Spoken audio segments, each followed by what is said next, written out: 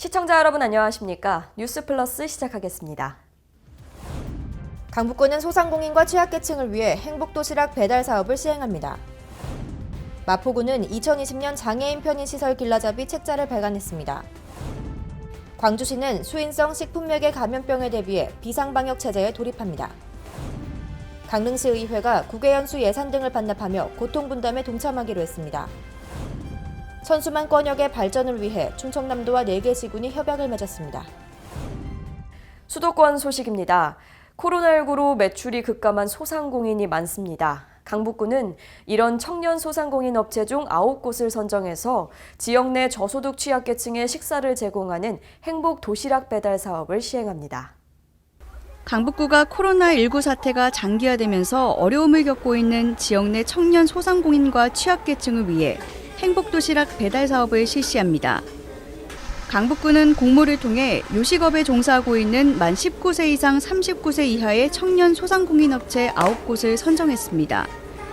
이들 업체는 한 끼에 8,000원 상당의 도시락을 제작해 오는 6월 28일까지 일주일에 3번씩 9주 동안 혼자 사는 어르신 등 저소득 주민 175명에게 식사를 제공하게 됩니다. 강북구는 배달료 4,000원을 포함해 회당 12,000원의 식대를 이들 청년 요식업체에 지원할 방침입니다. 강북구는 심사를 거쳐 가정식 도시락의 제조가 가능하고 기존의 메뉴 외에 수혜자 맞춤형 식단을 제공할 수 있는 업체 등을 선별했습니다. 또 최근 2달 동안 매출이 50% 이상 급감했거나 사회적 기업, 나눔 사업 실적을 보유한 사업장 등에 이르기까지 다양한 평가 요소를 고려해 최종 결과를 발표했습니다. 강북구는 청년 민생 대책의 하나로 행복도시락 배달 사업을 시작하게 됐다며 코로나 바이러스로 인해 이중 삼중고에 시달리고 있는 요식업체와 취약계층 모두에게 실질적인 도움이 될 수 있길 기대한다고 전했습니다. 장애인의 사회 참여와 활동권 보장을 위해 가장 중요하고 기본이 되는 것은 장애인 편의시설 설치입니다. 마포구는 2020년 장애인 편의시설 길라잡이 책자를 발간했는데요. 이 책자는 편의시설 설치의 필요성뿐만 아니라 건축 사전 협의부터 준공 이후 시설 관리까지 담고 있어 앞으로 현장에서 지침서로 널리 활용될 것으로 보입니다. 마포구는 2020년 장애인 편의시설 길라잡이 책자를 발간했습니다. 이 책은 장애인, 노인, 임산부 등의 편의 증진 보장에 관한 법률 등 최근에 개정된 장애인 편의시설 설치 기준 등을 반영했습니다. 또한 사진과 사파 등 여러 시각 자료를 활용해 누구나 쉽게 이해할 수 있도록 제작됐으며 장애인 편의시설 설치에 대한 세부 기준 및 다양한 관련 정보가 수록돼 있습니다. 책자는 마포구 건축 관련 부서, 마포 편의시설 지원센터뿐만 아니라 관내 건축설계사무소, 아파트 관리사무소, 다중이용시설 등에 배포될 예정이며 마포구청 홈페이지에서도 확인 가능합니다. 성남시 수정 중원 지역은 하수관 중 70%가 우수관과 오수관이 합류하는 방식으로 돼 있어서 생활 하수 냄새가 유독 심하게 나는 곳이 많습니다. 이를 해결하기 위해 일반 주민으로 구성된 악취 시민개선단이 지역 순찰에 나섭니다. 성남시는 악취 발생 상태를 감시하기 위해 60명의 생활 하수 악취 시민개선단을 운영합니다. 본 도심의 하수도 악취 문제를 지역 주민의 관점에서 선제 대응하기 위해 동에서 추천받은 일반 주민으로 시민 개선단을 구성했습니다. 60명의 생활하수 시민 개선단은 악취 체감 일지 작성과 시민을 대상으로 설문조사 등을 수행하고 그 결과가 제도 개선에 반영되는 것에 큰 자부심을 느끼고 있습니다. 올해 10월 말까지 동별로 2~3명의 시민 개선단이 위례동, 도촌동, 재개발 지역을 제외한 21개 동의 담당 지역을 순찰합니다. 시민 개선단은 악취가 발생하는 지점이나 강도, 빈도, 시간대 등 순찰 결과를 운영일지에 구체적으로 작성하고 시는 모든 현장 정보를 데이터베이스로 구축합니다. 이 분석 자료를 토대로 10개 부서로 구성된 악취 TF팀이 협업할 계획입니다. 다음은 광역시 소식입니다. 대전 원도심의 대표적인 문화명소인 태미오래가 코로나19로 잠정 휴관했었는데요. 생활방역으로 접어들면서 5월 6일부터 다시 문을 열었습니다. 태미오래가 사회적 거리두기 지침에 따른 방역 조치를 마련하고 5월 6일부터 전체 시설을 개방했습니다. 옛 충남도지사 공간에서는 근대관사 건축이 갖는 의미와 대흥동의 지난 흔적을 살펴보는 전시와 인문 강좌가 진행되며 제1호 관사에서는 시인 박용래, 대전문학 아카이브 특별전이, 제2호 관사에서는 스토리가 있는 만화도서관이, 제5호 관사에서는 추억의 사진관과 트래블 라운지가 운영됩니다. 이 밖에도 시민들을 위한 공간과 국내외 예술인을 위한 창작 레지던시 프로그램을 마련했으며 다채로운 야외 공연과 행사도 진행될 예정입니다. 한편 태미올해의 관람 시간은 오전 10시부터 오후 5시까지며 관람료는 무료입니다. 코로나19 발생 초기 대구시는 생활치료센터를 운영해 무증상 또는 경증 환자를 격리치료했죠. 15곳의 생활치료센터가 지난달 30일 운영을 종료했습니다. 이는 확진 환자 발생이 정점을 찍던 무렵인 3월 2일 중앙교육연수원을 센터로 최종 지정한 지 60일째자 대구 첫 확진 환자가 발생한 지 73일째 만입니다. 센터의 운영 종료는 코로나19 확진자가 지역 내 전담 병원의 병상만으로도 수용될 수 있을 만큼 통제 범위 안에 들어왔고 상황이 안정 국면에 접어들고 있음을 의미합니다.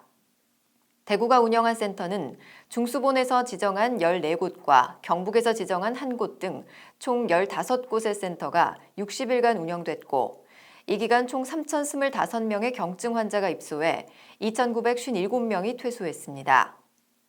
특히 해외처럼 사망자가 기하급수적으로 늘지 않고 평균 2명대로 유지될 수 있었던 것은 센터 운영으로 인한 원활한 병상 확보와 종사자들의 유기적인 지원 체계가 결정적이었다는 평가입니다.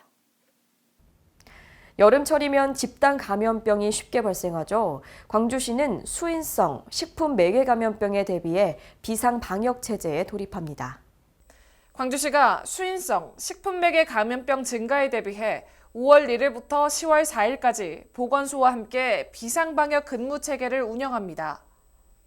수인성 식품매개 감염병은 제2급 감염병 중 콜레라, 장티푸스, A형 간염 등이 해당되며 5월부터 9월까지는 병원성 미생물 증식이 활발해지고 야외 활동이 증가하기 때문에 집단 발생을 주의해야 합니다.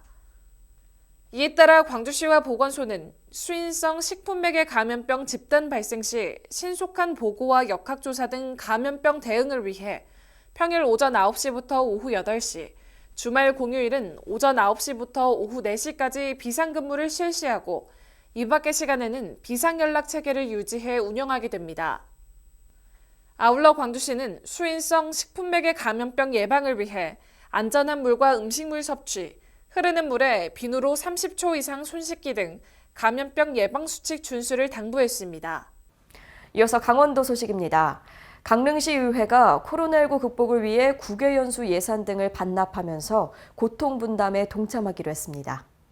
강릉시의회는 사회 전반에 걸쳐 어려움을 겪고 있는 시민들과 고통을 분담하고 지역경제 활성화 등 긴급 재원 마련에 동참하기 위해 의원 공무 국외여비와 의원 정책 개발비 등 1억 8천여만 원을 반납하기로 했습니다. 또 반납한 예산을 코로나19 긴급 대응을 위한 올해 제2회 추가 경정 예산으로 편성해 줄 것을 강릉시에 요청했습니다. 평창군은 데크길을 걸으면서 자연을 느낄 수 있는 평창 평화길을 조성했는데요. 새로운 관광 명소가 될 것으로 전망됩니다.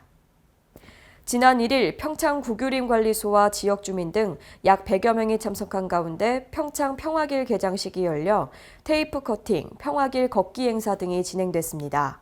이번에 조성된 평창 평화길은 국가 소유의 구규림입니다.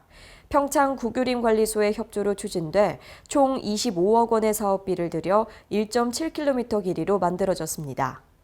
특히 평평한 데크길을 걸으며 장암산과 평창강을 둘러볼 수 있어 마음의 평화와 건강을 함께 챙길 수 있는 평창 평화길로 명명됐습니다.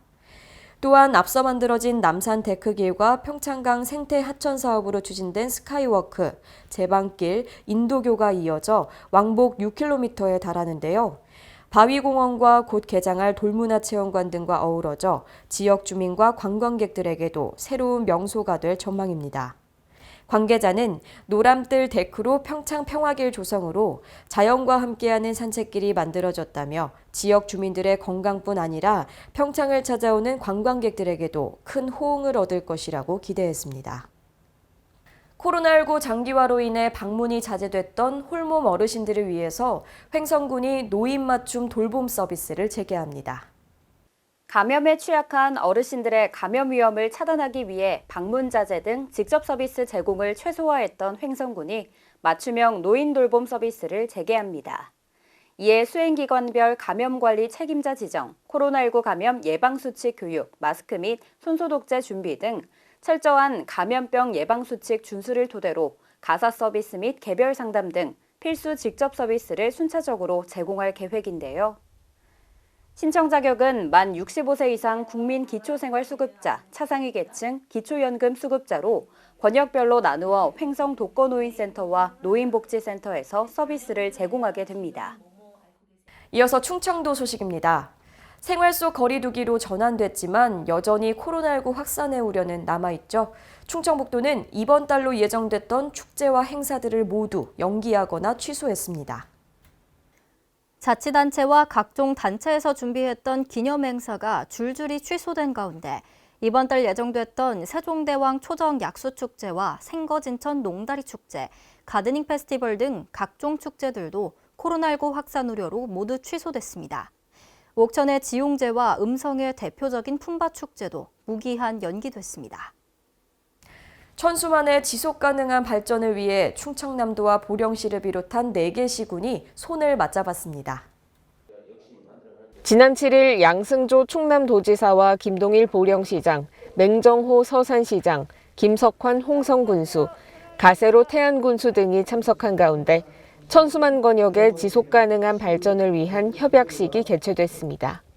이번 협약은 아름답고 풍요로운 천수만 권역의 지속가능한 지역 발전을 도모하기 위해 마련됐습니다. 이에 따라 충청남도와 4개 시군은 천수만 권역의 종합 발전 전략을 공동으로 수립해 시행하게 됩니다. 천안시는 산업단지가 인접하고 주거 밀집 지역인 차암동 일원을 미세먼지 집중 관리구역으로 지정하고 다양한 미세먼지 저감 사업을 시행합니다. 미세먼지 집중관리구역은 미세먼지 연간 평균 농도가 환경 기준을 초과하는 지역 중 미세먼지 취약계층의 건강 피해를 최소화하기 위해서 관련법에 따라 지방자치단체장이 지정한 구역인데요.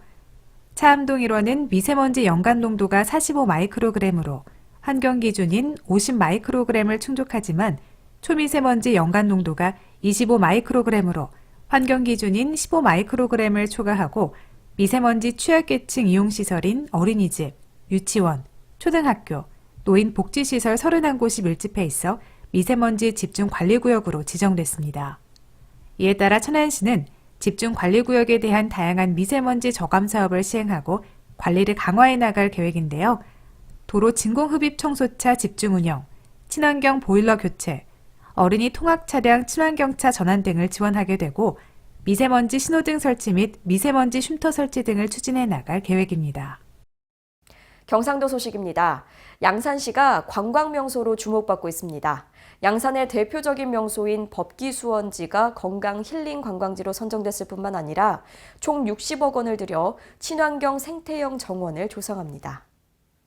올해부터 2023년까지 4년간 국, 도비와 시비 등 총 60억 원을 투입해 물금읍 증산리 일원에 조성되는 18만 제곱미터 규모의 경남지방정원은 자연과 문화를 연계해 조성하는 친환경 생태형 정원입니다. 아울러 사회적 거리 두기를 준수하면서 안전하게 여행할 수 있는 언택트 경남 힐링 관광 18선의 법기수원지가 선정되면서 인기를 실감하고 있습니다. 1932년 조성된 법기수원지는 출입이 통제되어 왔다가 2011년부터 시민들에게 개방돼 수려한 자연과 산림욕까지 즐길 수 있는 양산의 대표적인 힐링 명소입니다. 포항시 강소연구개발특구가 활기를 띠고 있습니다. 지난달 24일 강소연구개발특구 내 일부 기업이 과기부 승인을 통해 연구소 기업으로 추가 등록됐습니다. 24일 포항 강소연구개발특구 내 5개 기업이 과학기술정보통신부의 승인을 받아 연구소 기업으로 추가 등록됐습니다. 포항 강소연구개발특구는 과학기술 기반 혁신 성장 거점 육성을 위해 2019년 과학기술정보통신부로부터 지정받은 사업입니다. 연구소 기업은 공공연구기관의 기술을 사업화하기 위한 목적으로 연구개발특구 내에 설립하는 기업입니다. 연구소 기업으로 등록되면 상용화 기술 개발을 위한 기술 사업화 지원, 시제품 제작 및 판로 개척 등 기업 성장 지원과 각종 기술 금융 지원은 물론 세제 혜택도 받을 수 있습니다. 포항 강소연구개발특구에는 지난해 12월 등록된 바이오파머, 리스트벤처, 아이언박스 3개 기업을 포함해 현재까지 총 8개의 연구소 기업이 설립됐습니다.